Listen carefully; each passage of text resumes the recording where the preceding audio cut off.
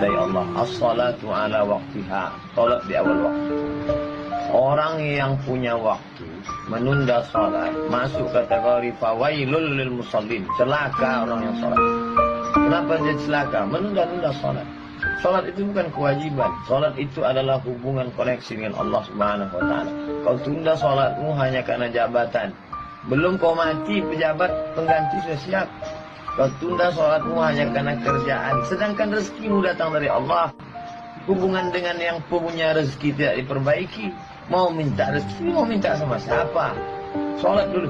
Apa salat baru yang lain? Kebiasaan menunda salat. Na'udzubillah. Jangan sampai datang masa waktunya. Rabbana absarna, mata kami sudah melihat azab, wa sami'na, telinga kami sudah mendengarkan tangisan teriakan azab. Farji'na na'mal salihan, balikkan lagi kami ke dunia, kami mau beramal saleh.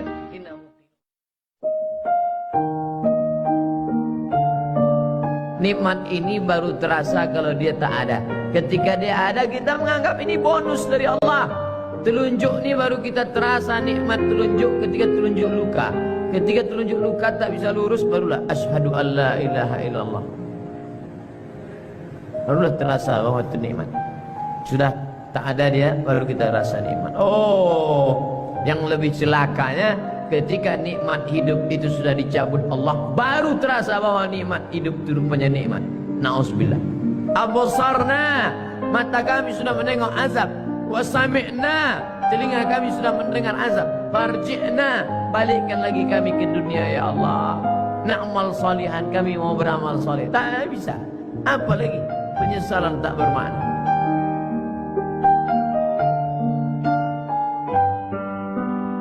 Pasangan hidup adalah mati. Pasangan sehat adalah sakit. Pasangan cantik adalah keriput dan lain. Siapa yang tidak siap menerima kehidupan ini, berani hidup, berani menghadapi mati. Takut mati, jangan hidup. Takut hidup, mati saja. Kalau belum masanya, nampak jenazah lewat, ikut.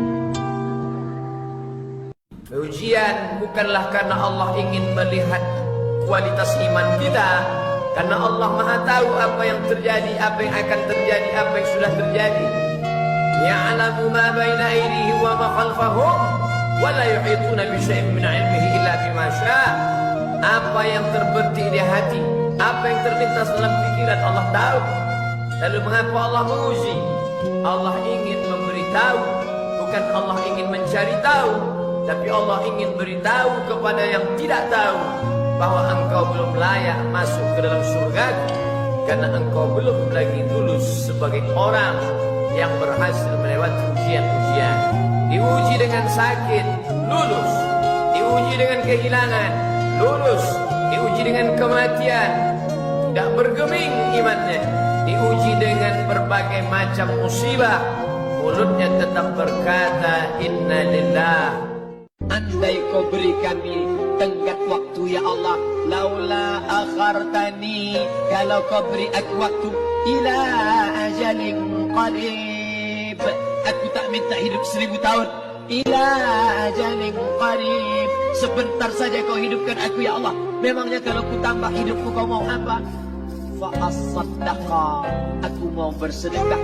Wa akum minas salihin, aku ingin jadi orang saleh, tapi hari itu tidak berguna.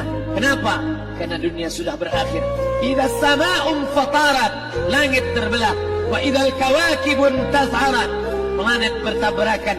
Wa idzal biharu fujirat, air sungai siak, air laut akan naik ke darat, hancur tsunami dahsyat berakhir. Wa idzal quburu bu'thirat, semua yang dikubur bangkit. Disitulah orang baru sadar. Yang 9 bulan 10 hari mengandung siapa? Yang menyusukan 2 tahun siapa? Hari ini saat dia tidak bisa mendengar, membelikan alat dengarnya pun kau berhitung. Padahal kalau kau gendong dia dari Bandung sampai ke Makkah, kau bawa lagi pulang, belum tentu dapat menebus 1 tetes darahnya saat melahirkan engkau. Berapa jahitan robek dagingnya gara-gara melahirkan engkau. Bawa orang tuamu, senangkan dia, bahagiakan dia. Dosa terbesar di antara yang besar, pertama syirik, yang kedua uququl walidain. Kalau ada uang berikan, sehingga kau tidak perlu berteriak. Jangan sampai berteriak. Jangan sampai orang tuamu membawa HP ke servis HP. Nah, HP bapak ibu rusak ya.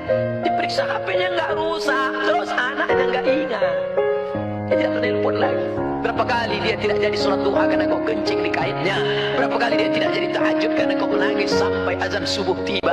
Jaga orang tuamu. Jangan sampai nanti setelah dia mati meninggal dunia, barulah engkau menangis mencakar dinding.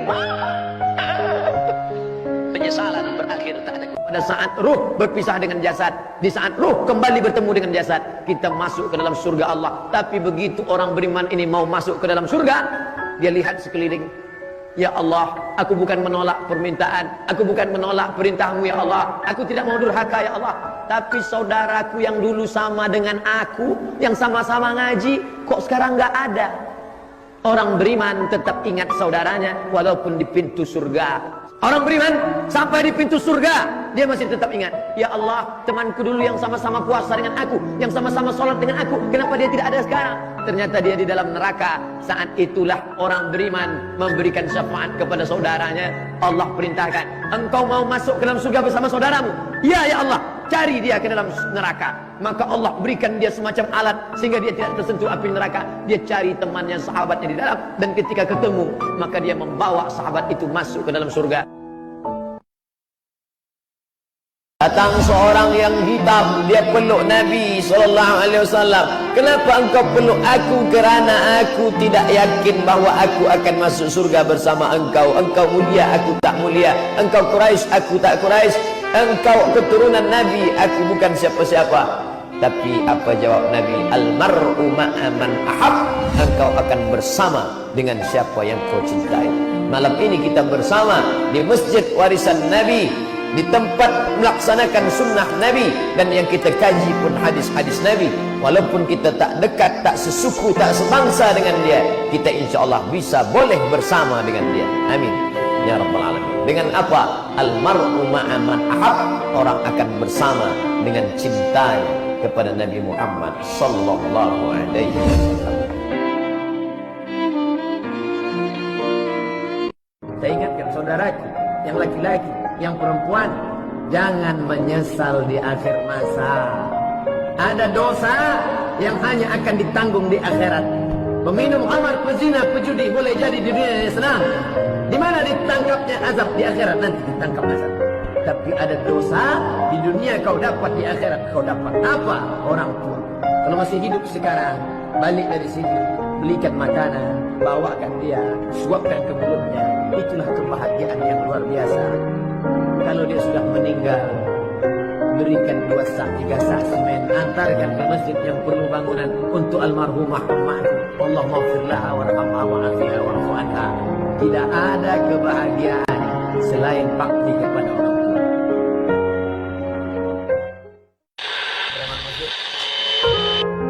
Beribadah karena orang, beribadah karena harta, beribadah karena yang lain. Allah tak mau diduakan. Itulah mengapa kita selalu mengatakan ibadah lillahi ta'ala, Allahu Akbar. Maknanya apa? Tak bercampur di dalamnya. Orang-orang yang beribadah karena tetangga, beribadah karena mertua, beribadah karena kawan, beribadah karena sahabat, beribadah karena pujian. Apa kata Allah? Izhabu, pergi kamu. Pergi ke mana? Izhabu ila man turauna ilaih. Pergilah kamu dulu ibadah karena siapa? Kemana kamu tunjukkan? Minta kepada dia. Maka kita tak ingin ibadah kita tadi hilang seperti buah yang ranum, yang mengkal, tinggal membuka, diharapkan akan makan, tiba-tiba isinya busuk. Kenapa? Karena ibadah rusak gara-gara tidak ikhlas kepada Allah. Sekarang manusia zaman ini menetapkan standar paling baik adalah kalau dilakukan orang banyak, baik. Itu kata orang sekarang. Apa itu baik? Asal dibuat orang banyak, baik. Kalau dilakukan tokoh masyarakat panutan, baik, walaupun salah. Asal yang membuat itu pejabat, asal yang membuat itu orang kaya, asal yang melakukan itu orang berkuasa, apapun yang dia lakukan benar, walaupun salah. Itulah yang dibantah oleh Islam. Itu Jangan lagi kamu mengatakan baik karena dilakukan orang banyak. Jangan kamu katakan baik karena dilakukan orang punya harta, orang punya kuasa, orang punya kekayaan.